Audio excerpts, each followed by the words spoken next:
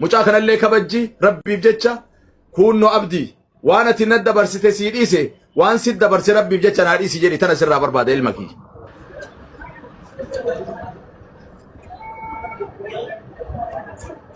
Haydar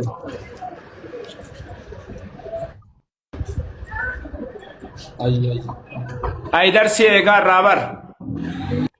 Amma barama bakka dhiifamatti gaafachuu kanatu naan galle maaliif dhimmi kun dhimma musliimaa ustaazawwan gurguddaa akka Raayyaa Abbaa Macaa Ahmadiin Jabal jallisuudhaaf maqaa isaaniitiin mallaqa nyaachuudhaaf waan godhamee fi waan seerame guddaa kana hambisuudhaaf lubbuu kee wareegama godhe ummata musliimaa kana. Laa ilaaha illallah. Haydar rabbii kee sodaat yoo ummata ijaaruun barbaanne nuni faajessinii dhaabe asumatti haasawa iddoo sirraan feenu nam.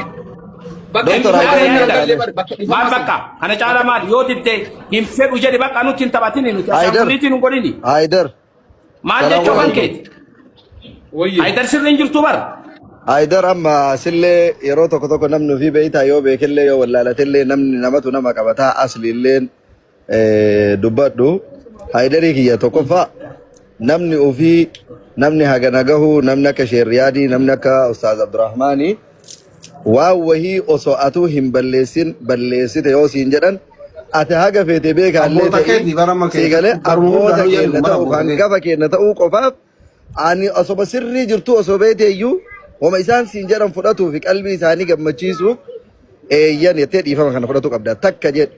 Lammata abdiin hiriyaa kee ta'uu kaleessa gaafa inni shahaadaa qabaterraa obboleeyyan islaamaa obboleeyyan oromoo shabaaba akka walii taatanii waliin deemtan waliin bareedanii gaafa inni fayyaa qabu bakka hunda waliin argamaa turtan wal biraa bareeddan 300,000 miti miiliyoonallee walii gootani waa warra koomentii hattuu jettu tana laaltee obboleessa kiyya garaa keelleen fageessin qalbii teelleen fageessin yoo dhugaa walitti muutaate tokkoffa sii fi abdii jidduu diinummaan hagana gaffagaatee aalimni isinirra taa'ee isin kadhatuuf tokkollee hin jiru wallaahi waan miidiyaa ta'eef malee waan koomentii ta'eef malee osoo har'a Ustaaz Abdurrahmaan bichaa fi Sheexaayir Galatoo bakka jirutti mana kan keetitti teetanii dubbataa jiraatanii dubbiin tun daqiiqaa 10 keessa dhumatti wallaahi kakadhee sitti waan miidiyaa ta'eef waan laayivii namni 28 dhaabatee daawwataa jiruuf har'a ummanni kunillee xiqqaatee dubbiin tunillee guddatte malee dubbiin tun salpha takka lammaffaa fuulduraaf nasihaata akkasii dhaamaan ati Itoophiyaa keessa jirta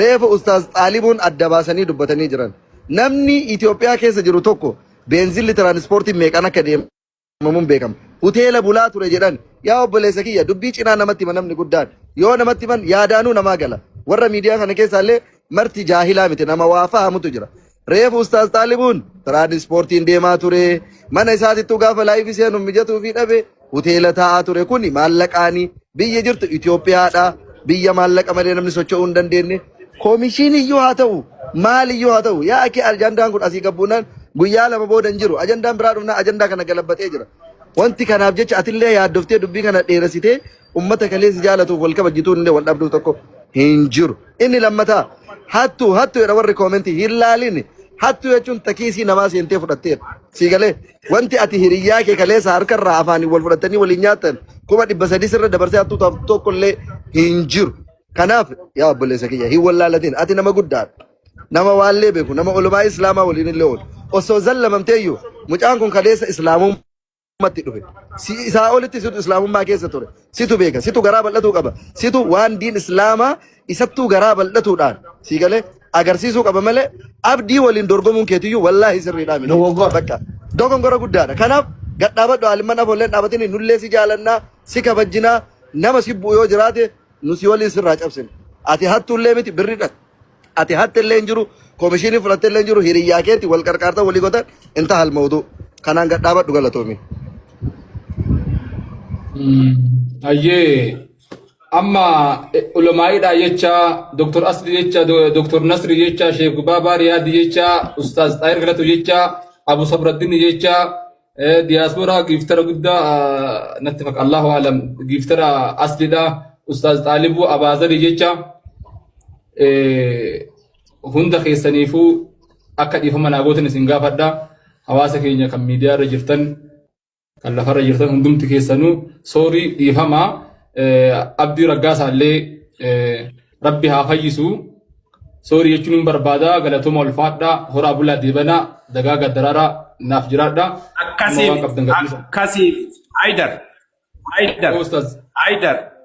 Aidarii kiyana dhageesta ammallee simatti deebina. Silaa waan haganaan ani dhiifama nu gaafattu caalaa dubbii ati ijaartee deemtu tanatu nu fayyisan. Amma dhiifama nu gaafatin homa. An akka nama tokkootitti dhiifama na gaafattullee sirraan barbaadullee wanni ansi komadhillee hin jiru. Haqiiqaa tarabbii dubbataar. Nu ka sirraa barbaadnu ammallee qajeellee qajeele. Waan maxxansee guutuu ni kaasa. Waan qara maxxanse saniif dhiifama obboleessa kiyya ni gaafadha. Waan isa miidheef dhiifama isaa godhee jira. Hagana sirraa barbaada. Tanatu nu fayyisa malee. Tana jedhee. Soorii. Indillee hin jira. Taalibuun dhiifama. Nu barri wanni sun dhufneef ummata kana ijaarree simbiraa deemuuf. Maal jetta doktoras? Sirriin tanuma inni illee tanuma jira isin lamaanuu hin kaafta waan waliin jetta waan ta'e. Tana jetta isaan sin jedhan tan. Hagan. Kanaafuu dubbiin jirtu nu sirraa feenuu fi bareedduun lamaan tanala. Waan qara posotellee ni kaasa. Lamuu ammeenna maqaa isaallee dubbadhu. Ta'ammaatiif dhiifama waan isa miidhee dhiifama.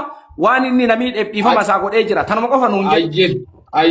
Yaa'u inni illee deengada dhiifama gaafate ammallee dhiifama gaafate ammallee anallee akka dhiifama akkuma ani isa gaafatu kanatti naa gaafatu waan isatti balleesse isin afoo dhaabachuu kiyyaaf waa hunda suuraalee viidiyoolee dalagame suuraalee walitti qabamee fi ka duraan gadhiifamuu isaa ofii ka gadhiifamee jirullee silkii keessa hin balleessa obboleessa kiyya Abdii Raggaasaa dhiifama waan sitti balleesse waan beekaa waan osoo hin beekin sitti balleesses rabbii kee chaanillee si dhiise atis naa dhiisi hundi keessan galatoma ustaada kiyyaa naaf jiraadha hundumti keessanuu kabajaa jaalala guddaa nabira qabdan rabbi sibiraa ulfaadha rabbi si haa kabaju. Ustaad Xaalibu gara Abdii taraam. Kana kuno bareedaa kiyya akkana.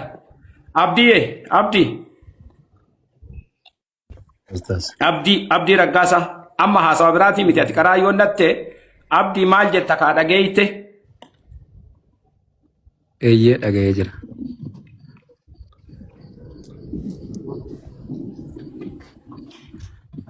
Ustaas ni dhagaa dubbachaa jirtan miti?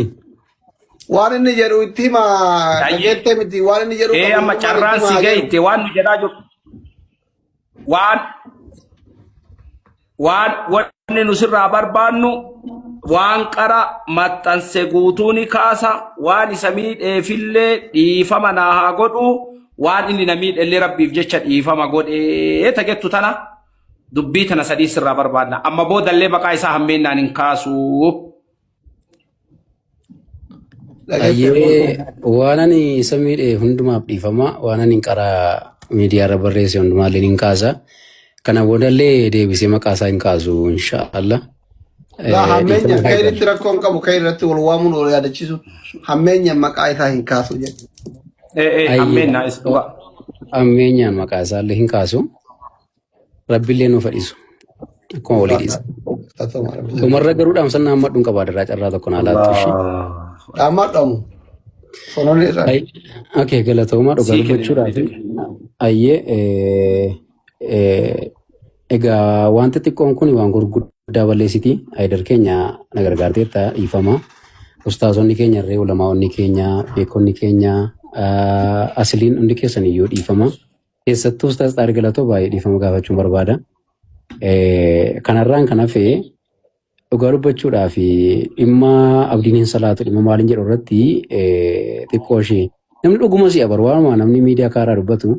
Ustaaz Xaariq Galatoo fi Abaazaar Sultaan Alkeer abdiin hin salaatu yoonaan jedhan wallaahi ani hin fudhadha sababiin isaa yeroo dheeraa wajjin jirra. Ustaaz Xaariq Galatoo wajjin karaa dheeraa deddeemneerra. Abaazaar wajjin yeroo dheeraa walitti dhufna waliin bullaa waliin teenya waliin kaana. Sultaan Alkeerii wajjin waliin baana waliin galla jireenyi keenya numa walumaani. Masgida tokko guyyaa guutuu salaata shanansaa waliin salaanna sultaanii wajjin jechuudha. Innaa dhimma abdiin hin salaatu abdiin islaamaa miti jedhu sanarratti Ustaaz Xaariq Galatoo fi Abaazaar asirra jiru waan ta'eef isaan yoo konfirm naa godhan anillee amma shaadaa qabachuu barbaada jechuudha. Jechuun inni kun dubbii haqiiqaati siireesii waan ta'eef dhimma birrii caalaa dhimma maalii caalaa siireesii gatii ta'ee fi irra deebi'ee shaadaa fudhachuun barbaada. Ustaaz Xaayii Galatoo fi Abaazaar Abdiin Salaatu Abdii Musliimitti yoo naan jedhan keessattuu ibaadaa irratti kallattii garaagaraa irratti wanti ni miti yoo ta'e. Itti aansuudhaan ergaa koo lama fakkaan dabarfadhu erga fuuli koo qayyarame nama baay'ee fuula natti jijjiirate dhugaa dubbachuudhaaf maaliif akka ta'e Allahu alam. Warruma kaleessa waliin hin deemnaa kottu achi dhannaa kottu achi goona sagantaa akkasii qabnaa kottu naan jedhan hedduu isaaniitu abdiin maaliif fuula maawwata jala deema maaliif fuula maawwata irratti dubbata maaliif akkas godha jedhanii isaanumatu deebiseetu naqeeqaa jira. Maaliif akka ta'e hin beeku. Qalbiin koo jijjiiramne ijoollee ala koo jijjiirame malee. Inshaallah anillee fayyuu danda'a rabbiin irraa kaasuu danda'a jaalladha ofitti hin finne. Na barbaadeen itti dhufe malee an barbaadee itti nanne piliis maal akka ta'e dhugaa dubbachuudhaaf ifa naa godha. Warroonni fuuli qorgeeddarame fuula keessa natti jijjiirtan illee rabbii jedhaati piliis qalbii kunaa eegaa. Kanarraan kan hafe ergaan kun sadaffaaf inni dhuma. Dhimma mucayyoo zayitinatti naqxe irratti dhimma sana keessaan qabannee jirra. Namni tokkollee akka miidiyaa irratti kaasuun barbaadu irra deebi'ee jechuudha. Ani intala kanaaf utuu hammina yaada ta'e, ani intala kanaaf utuu sharrii yaada ta'e haga hammaatti himatatti hin banne barra. Abukaatoo tokkollee itti hin binne. Sababii kanaatii fi mucaa kana yookiin sheexana dogoggorsa yookiin nama dogoggorsa yookiin walaalumaa dogoggorsa Allah walam amma adda baafadhutti galmeellee ittiin banu mana murtiillee dhaabu jedhee amma yoo nama taa'aa jiruudhaan. Isa kanaaf waa ishee buusaa miidiyaa irraa isallee dhiisaa namni hammi kun na dhaga'u carraa kanatti fayyadamu gatiin qabu jechuudha. Utuu intala kanaaf hamminaa fi dararuun barbaada ta'e intala kanatti abukaatoo bitee yookiin galmee banee yookiin kallattii itti farachiisee waggaa 16 itti farachiisuu nan danda'a. Lobboo koo ajjeesuu hojii waliin caalu wantoota hedduutu ture asirratti hin kaasu. Billaadha nama mucaa koo waraanuutti massaariyaadha nama mucaa koo rukutuutti waa hedduutu ture. An kana hundumaa ofii koo dhabee gurra koo dhabee eenyummaa koo dhabee waan dogoggorsitu jira isa kana amman adda baafadhutti amma bira ga'amutti jedhee kanan taa'uu fi intalli kun hacanna qabtuuf miti. Isa kana warra beekutu beeka. Ustaaz Xaalimuun Faallee keessaan beeku haasa'aa turre waan ta'eef. Isa kana sadan akkanaa beektan dhimma salaataa irratti garuu mi'uutii banatanii Abaazaarii fi Xaayii Galatoo hin salaatu naana jedhanii Ustaaz Xaayii Galatoo yookiin abbaan ta'e shaadaa naana qabsiisu ammuma jechuudha. Jazaakumullahu khairan ulfaadhaa waan dhaggeeffattaniif. Ulfaadhaa galatama. Amma carraa Amma carraa mee anaa gannaa carraa ustaaz. Abu Zarri waan ummata ijaaru yaada wanti barbaan nama jiraatillee nama tokkootitti ammallee nama tokkootitti barreessiteertallee haasoftee jirtallee atillee eeganaa abdii kanumarratti waan qaramattansellee ni kaasa. Waan miidheef dhiifama naa haa godhu anillee dhiifama godhee fi sanmarra maaliif ammaatiin yaada kennu siin hayyamnu dhiifama naa godhiiti Abu Zar maaliif namni gama tokko yoo godhee jedhe nu adda guyyaadhaa namni dubbisnu nama jaarsaati malee nama komataaf komatamaa yaada nama ijaaru akka amma abdiin dubbatu malee yaada amma da'waa fi waan biraallee dhiifama naa godhiiti hin kenninu akkasitti naa quba qabaadhu yaada sadiin tan waan maxxansellee ni kaasa. Waan miidheefillee dhiifama naa godhu waan isa miidhee dhiifama rabbi isaa anillee isaa godhee jira jechaatan tana qofa akka nu buuftu akkana malee dubbiin eega amma zanni waliin badanii haasawanii kaanii boodatti ammoo daawaa waliin godhuu nama dubbiin achi booda haa taatu inshallah. Ila ustaaza hagana isin dheeressu ani urga gaafa isin nu araarsitaniiti wanni viidiyoo irra waraabellee hin jiru. Urga gaafa isin nu araarsitaniiti wanni waan abdii hamtuu dubbadhellee hin jiru. Iddaa wanni an gaafa awwalaallee wanni an jedhe wanni badiin isin gaafa awwalaallee dhiifama an abdiin jedhe ta Dr. Asliin gaaf kan jedhe irratti dhiifama jedhe sanitti dhufittan akkiyaas immoo haleessa obboleessa kiyya abdi Haydarii walitti bu'an maaliif kinoo Aslii irratti walit buunee guyyaallee haga walit buunee wal arrabsinu turre maal ka jedhu maaf waan kana dalaydaa ka jedhu Haydarii walit buune anaaf Haydarii namni immoo walitti qabee bifa addaatiin hattuudha jedhe viidiyoo nurra hojjataa jiranii akkasuma feesbuuk irra nu maxxansaa jiranii an immoo wanti abditti gale waan ana gale abdii booyee jira viidiyoo waraabee jira qarqaarsiseellee jira keessaanillee bira dhaabadhee jira kayookiin hin beekne kayookii arrabbi bichatti dhiise waan dalagan hunda asirratti himanii an abdirraa wanni an doolchee naa kenni jedheen illee jiru wanni abdii illee doolchee naa kenne illee jiru wannuma komishiina waan jedhamu kana asli makiyyattu awwaan dalagu rabbumaaf dalaga malee wanni an fudhellee wanni an haasahellee jiru qulqulluudha abdii kiyya immoo ani kan gaaf kan jedhellee wanti ani aare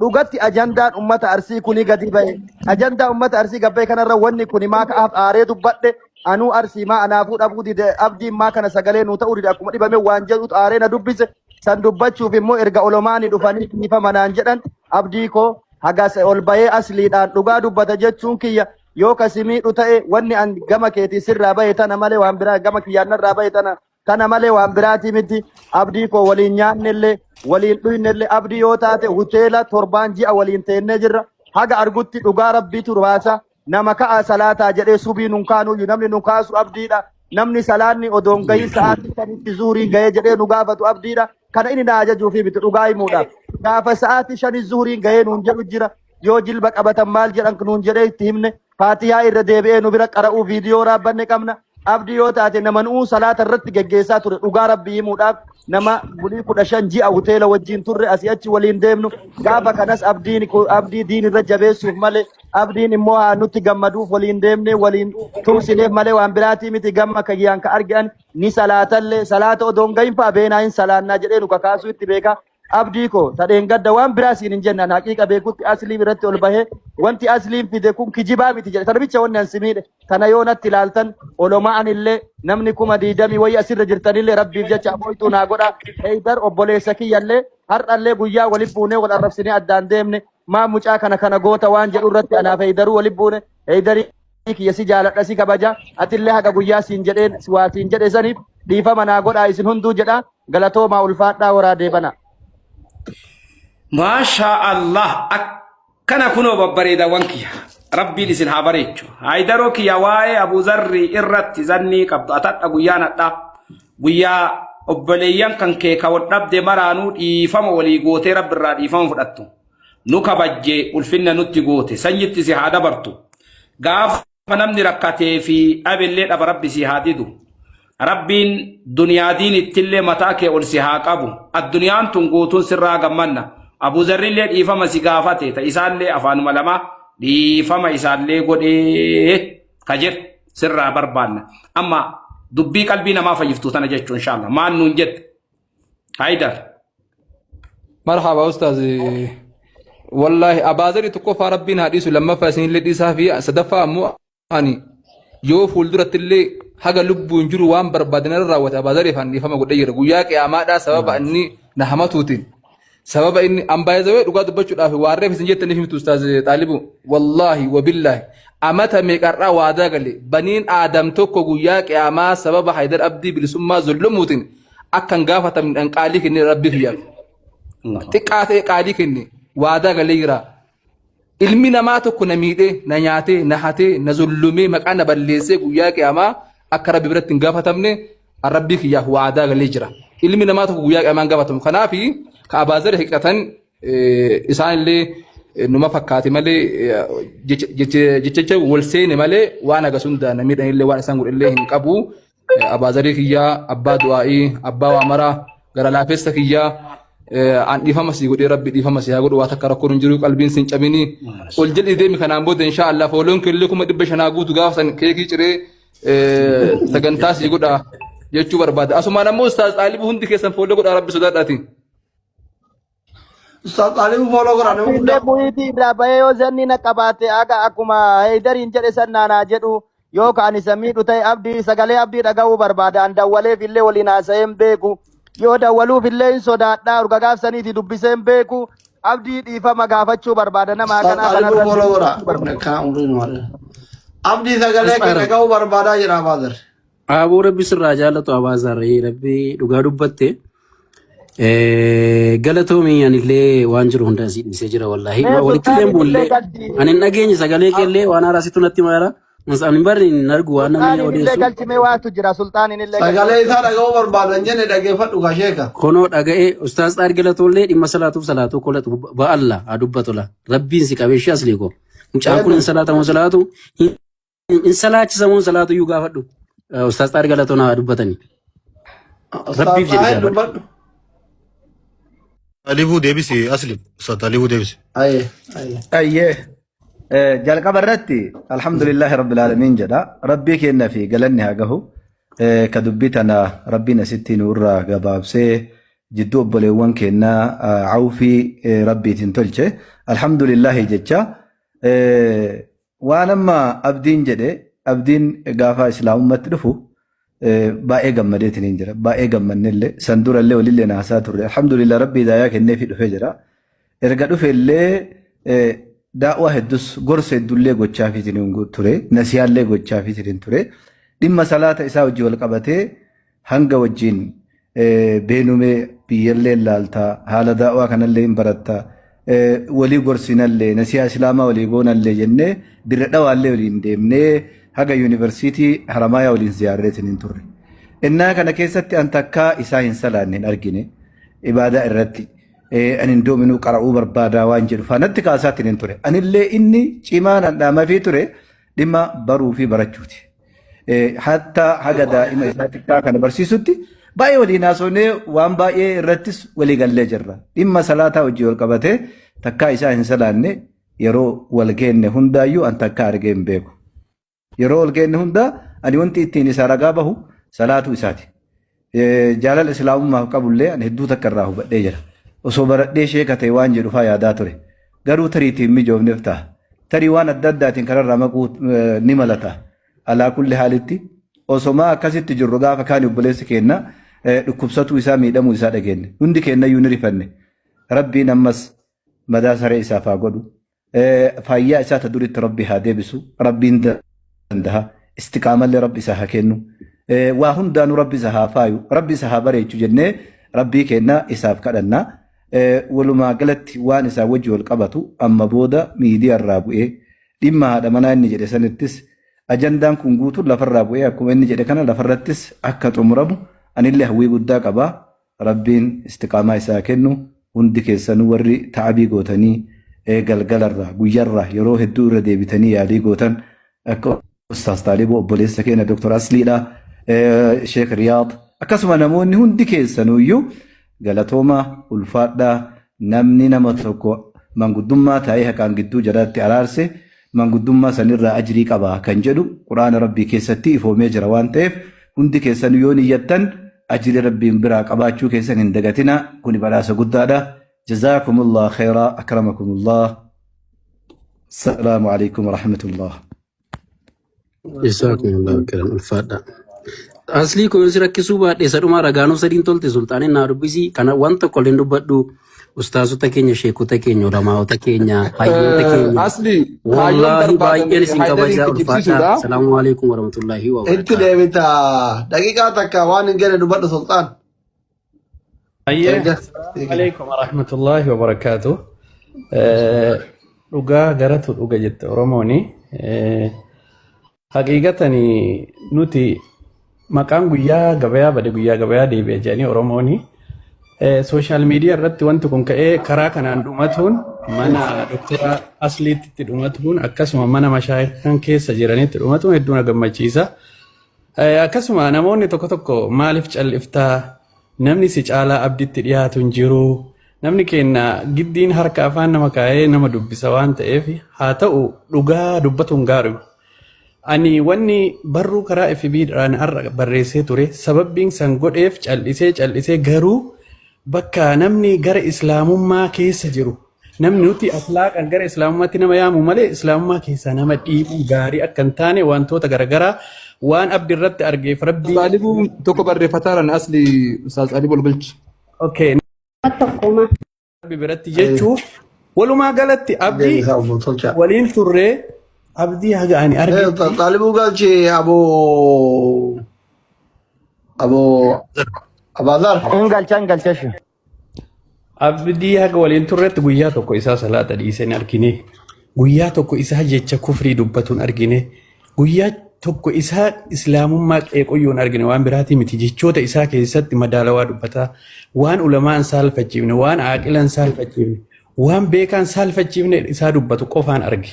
Akka beekuutitti hin laalalle ani gizee viidiyoo inni waraabulle bira jira.